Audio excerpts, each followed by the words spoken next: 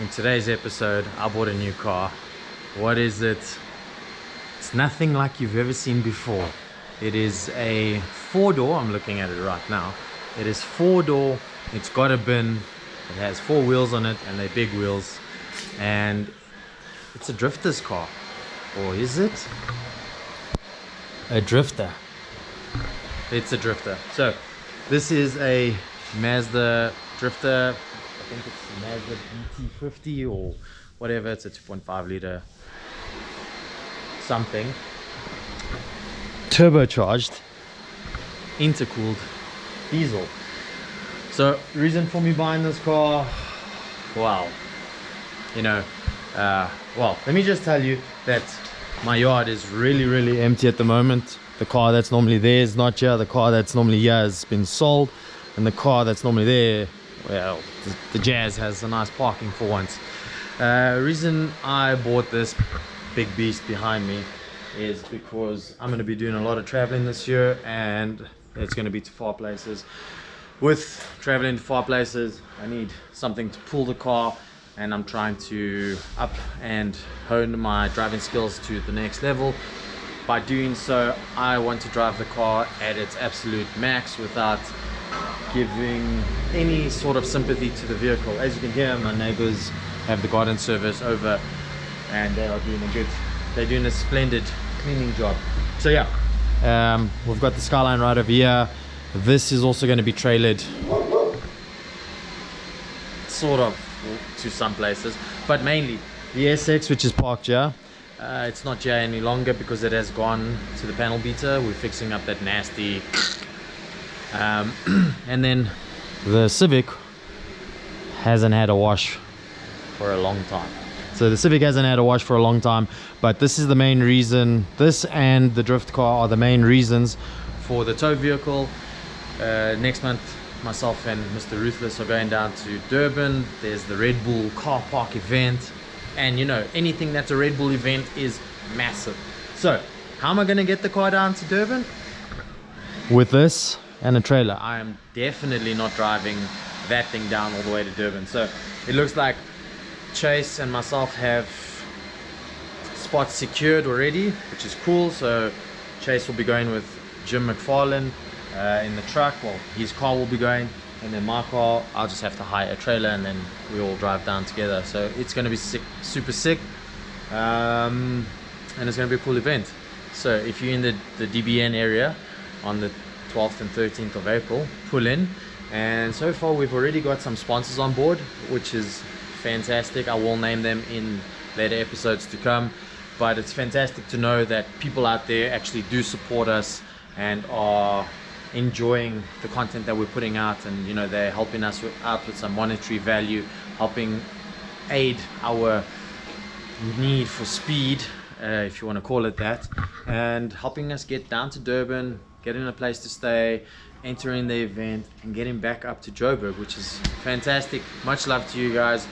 It's nice to know, man. It's not nice to know, it's fantastic to know, and it's heartwarming to know that people out there actually really do support and want to be a part of this. And by you guys giving to us, we give to you, and your car, well, our cars are going to get labeled up with your brand details. So that's fantastic. Enough about that, more about this car. So should we just give it a run through? I know it's not much to look at. It's a bakkie, and people will ask, how does it drive? It's a bakkie. It drives like a bakkie. I don't know, bakkies drive like bakkies do. It's got very cool hella covers on the spotlights up front. They work great. It's got a bull bar, which is very cool because in South Africa we have lots of reckless drivers, and you know, just in case there's a reckless driver or I become a reckless driver, I can just nudge people in front of me. The bonnet is a little bit faded, kind of sucks, but we can always wrap that up or just respray it. But the rest of the car is in really good nick. Let's check out the interior. Oh, you're locked. Oh, that sucks. Let's see if we can open you. I usually never lock my cars because, for what? as you can see. So this is the interior, nice leather. You can see it doesn't look like it's been scuffed much or damaged really. It's all intact. Door panels are still on, the carpets are still in, you know, gear boot, gear lever, and it's got a cheap radio stereo system, but that's not a problem. It's got the diff lock thing, which is over there. You can diff lock it if you really want, or you get somewhere stuck. And steering wheel still in like really good condition, you know, for a car that's from 2009. The one thing I really did not like about the car is, as you can see through the window right now. It's got a tint on it, but it had this tint on it. Can you see that? Like, so you can't really see through this at night, and I drove it home at night, and this one you can see through, which is really nice. So first thing I did last night when I got home, I peeled the tint off. See, you can see right through there, but look at the difference between that. Now imagine looking through that at night. It's an absolute nightmare. Yeah, the rear, yeah, we've got some tools, triangles. It's even got some speakers in the door, which is cool. Ashtray for those who smoke. Brand new tonneau cover, which is always nice. It's got a tow bar. Without a tow bar, this purchase would have been stupid. Let's pop the hood and have a look what's inside the hood, and that's about it. That's my tour of this car so far. So you have to, for some reason, put that on to open the hood. I don't know why.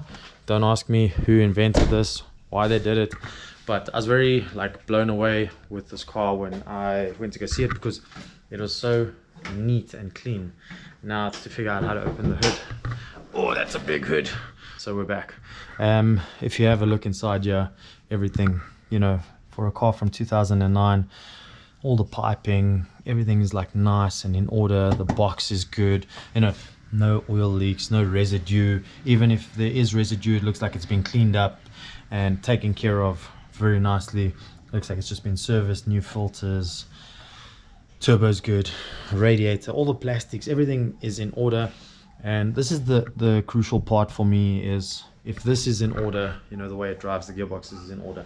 If that's in order, that means it's going to give me a lot of miles, and with it having 192 on the clock, it should do another 100 or 200 pretty easily. And the best thing about this van is I paid a pretty penny. Well, that's not the best. The best thing about the van is it holds its value. So I paid a pretty penny on the van, but I know in the years to come, when I do want to upgrade or get something more, it will retain its value and I'll get what I paid for it back, I suppose. But to conclude with everything, it's not a JDM sports car, but it is a JDM, so we stick true to our roots. It was between this and a Ford, and we had to go with the Mazda. I would have loved the Toyota Hilux, but the Toyota Hilux's, the price range was just like up here. The Mazda was here, the Toyota's up here. The Ford was a little bit lower, but I thought I'd just sacrifice a little extra cash and get something that will be beneficial and last for a splendid amount of time, however long a splendid amount of time is. But sorry that you didn't get no burnouts or JDM content or any of that for that matter, but you're going to be getting a lot more, because this is going to be taking us around the country and to sick events to come. So you'll be getting a lot more better content coming up, thanks dogs, in the next weeks, months to come. Till then, sayonara, thank you for watching, arigato.